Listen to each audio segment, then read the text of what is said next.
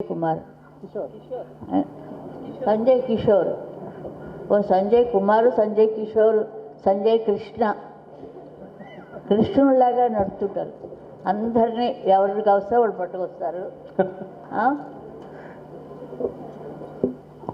అంటే అందరూ ఈ వేదికకి శతకోటి నమస్కారాలు.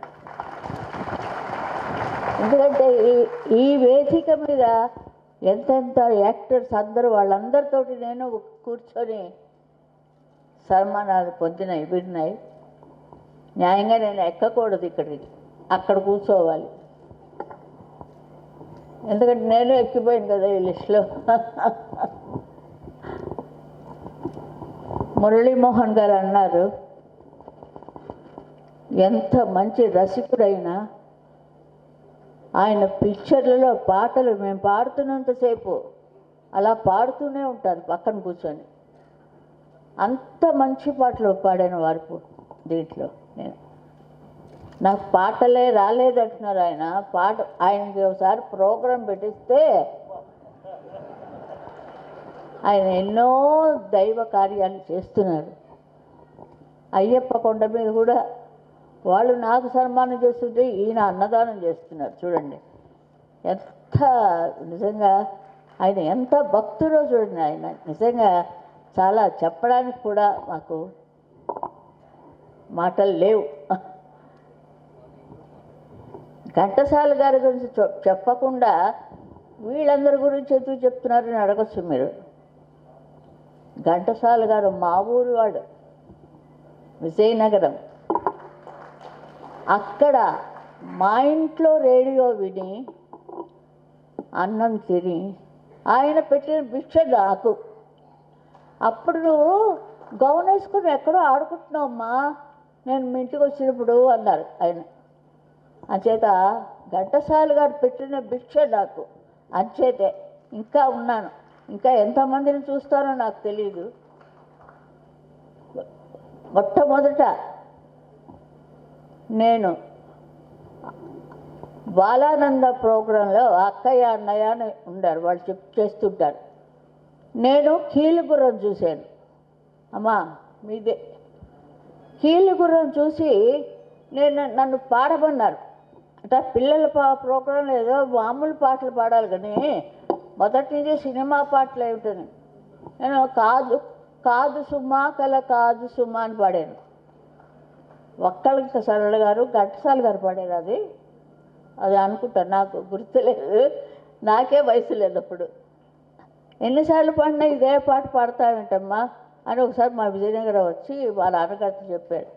అమ్మాయి గొంతుక చాలా బాగుంటుంది, ఆయన ఎంతసేపు పెద్ద క్లాసికల్ సింగర్ చేసేయాలని.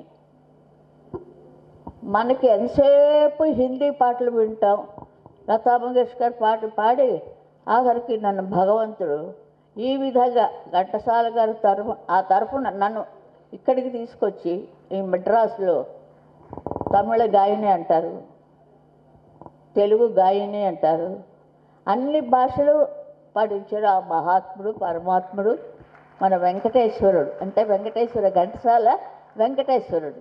అది ఆయన బంగారు వాకిలిలో పాడుతున్నప్పుడు నిజంగా ఎంత ప్లజెంట్గా ఎంత హాయిగా పాడారు. ఆ ఒక్క పాట చాలా ఆయనకి. వెంకటేశ్వరుడు ఆయన వెంటనే తీసిపోయారు, నా గురించి పాడుతున్నావా అని.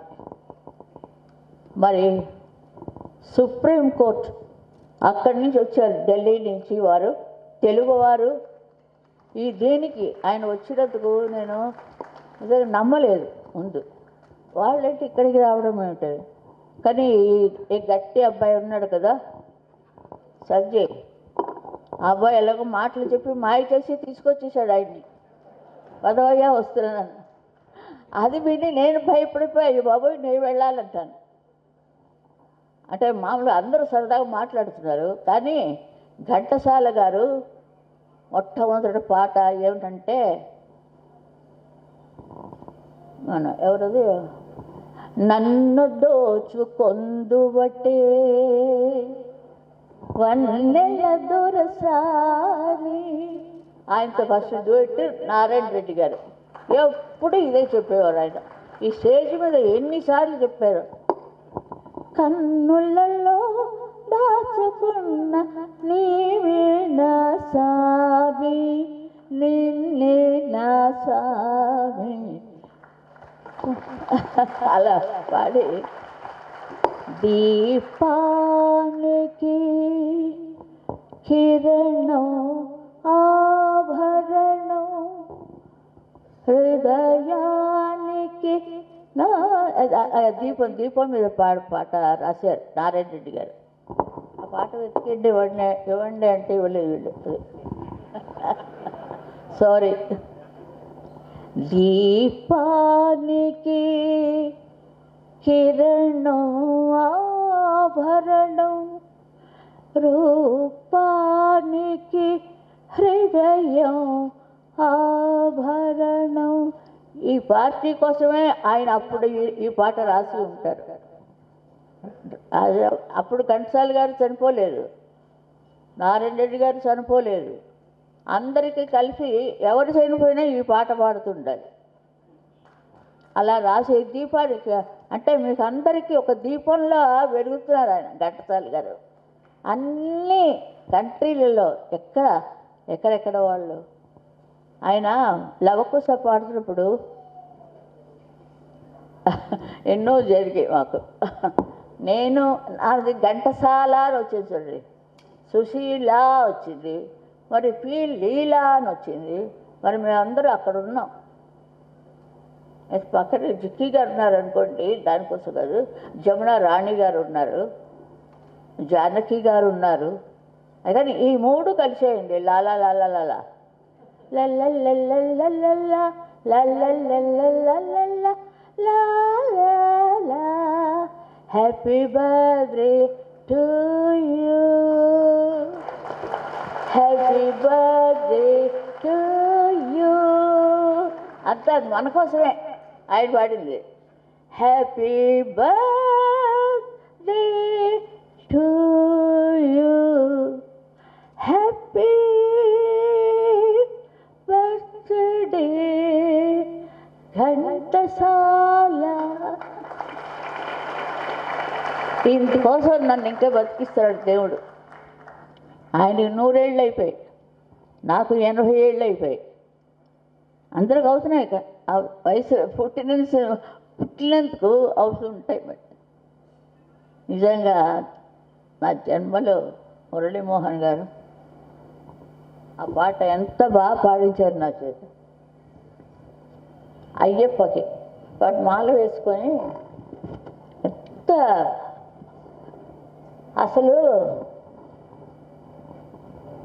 వారి ఊరికి అలా వచ్చారు. అసలు హీరో టెక్నిక్లో రావాలని ఎవరు పోసుకోలేరు. మేమంతా వేసుకోలే కలర్లు. 80 ఏళ్ళు ఉంటాయి ఇలాగా, అలా ఉంటాయి.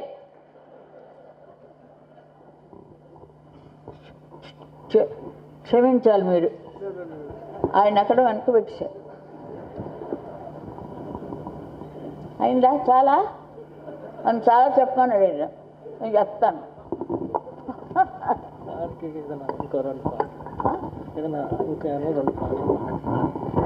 నేను పాడాలా? అయ్యా నాకు గొంతుగా అది కొంచెం మంచిగా చూసారా, ఇది ఆ కోడలు.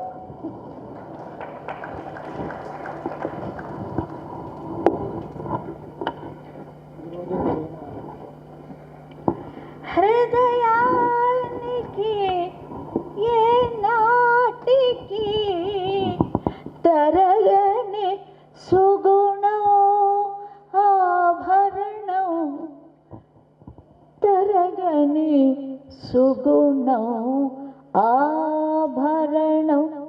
దీపానికి కిరణం ఆభరణం, రూపానికి హృదయం ఆభరణం. ఈ దీంతో నారాయణ రెడ్డి గారి ఆత్మ కూడా హాయిగా ఉండాలి. స్వామివారి అందుకే ఘంటసాల గారిని తీసుకెళ్ళిపోయాడు ఆయన.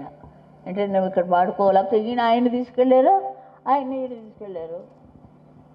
నన్ను ఇంకో పాట పాడమని అంటున్నారు. గొంతుగా బాగాలేదు, ఏదో పాడాను. మరి పాడమంటే పాడతాను. చాలా ఆడాలంటే నాకు ఎక్కడ ఎవరు అడిగారు? నువ్వు చెప్ప. అందరికీ తెలుసయ్యా, వారందరికీ మీ లీలలు తెలుసు. ఆయనకు కూడా అక్కడి నుంచి ఇచ్చినారు చాలాను. నేను కరెక్ట్గా మీకు నేను మ్యాచ్ కూర్చున్నాను, బాగోలేదు, పర్వాలేదా? కొంచెం ఇట్లు అవుతారు. ఆయనకి ఎందుకు థ్యాంక్స్ చెప్పడం? నేను మనసుతో చెప్పుకున్నాను. వారు ఇక్కడికి వచ్చినందుకే తెలుగుదేశం మీద ఎంత ప్రేమ ఉందో ఒలకపోసారు అక్కడ నిలబడి. అంతే, ఇంకేం మాట లేదు. ఎక్కడికి వెళ్ళిన వాడ తెలుగువాడే, అంతే. తెలుగే. నేను మీరు మినిస్టర్ గారి పేరేంటి? శ్రీనివాస్ గౌడ్. ఇక్కడ కాదు, శ్రీనివాస్ గౌడ్. ఢిల్లీలో ప్రైమ్ మినిస్టర్ నరేంద్ర మోడీ గారి దగ్గర చూడాలని అనుకున్నానండి. చూడాలనుకుంటే మరి ఎట్లాగా, నాకు హిందీ రాదు, ఇంగ్లీష్ రాదు, తెలుగే అంతంత మాత్రం. ఆయన దగ్గరికి వెళ్ళి తెలుగులో మాట్లాడదామని. ఎలా ఉంది మరి? తెలుగు అంటున్నాం కదా, ఆయనకి తెలుగు వచ్చు, మాట్లాడరు. అంచేత నేను వెళ్ళి కొంచెం కదుపుతామని. నేను సౌత్లో ఉన్నానండి, పి సుశీల నా పేరు. 50,000 పాటలు పాడాను, అన్నిసార్లు గెలుచుకున్నాను, రాజ్ఘాట్లో కూడా పాడాను. మరి వారే నన్ను తీసుకెళ్ళాలి, మన తెలుగువాడే కదా వారు. ఏ శృతులు పాడమంటారు? మ్రోగింది వీణ. ఏ శృతి? అయ్యా మనోజ్, శృతి చెప్పవయ్యా బాబు. నువ్వొక్కనే పాడేయాలనుకుంటున్నావు. శృతి అసలు లేదా? ఇక్కడ చూడండి అంతా ఎలా తయారైందో సంగీతం.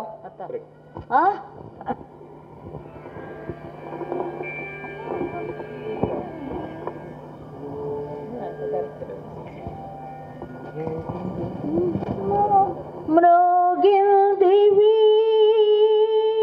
నా పదే పదే హృదయాలలో నా ఆ దివ్యరాగం అనురాగమై సాగిందిలే మ్రోగిందివి నా. మన్నించాలి, అంతకంటే ఎక్కువ పాడలేను.